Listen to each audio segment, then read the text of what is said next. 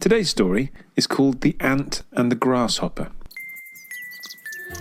Once upon a time, in a gorgeous green grassland in the English countryside, lived a grasshopper called Graham. Graham was a happy grasshopper and was incredibly popular in the insect community because he loved to sing and dance. He'd even formed a band called the Arthropods, and they played almost continuously. Their music was equal parts entrancing and entertaining, and they enjoyed performing almost as much as the other insects enjoyed listening to them. As spring turned to summer, Graham realised he particularly enjoyed performing in the warm, with the sun beating down.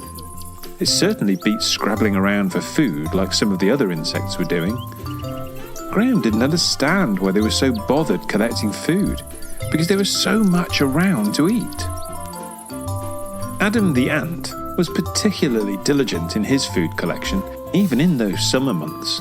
And even though he tried to convince Graham to store up some food for the winter, Graham preferred instead to sing and dance. Adam worried about Graham, but assumed he had his own plan, and focused instead on collecting enough food to see him through the winter. As the summer months began to wind down, Adam saw that Graham was still singing and dancing, enjoying himself.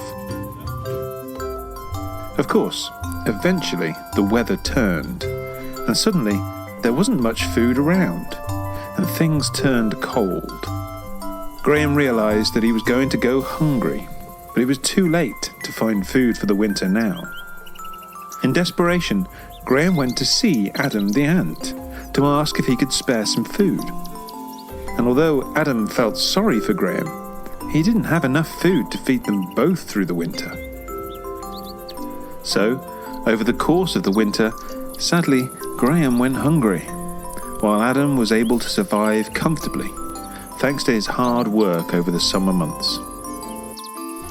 Graham made a vow that next year he would continue to enjoy singing, but he would set aside a lot more time to prepare for the winter.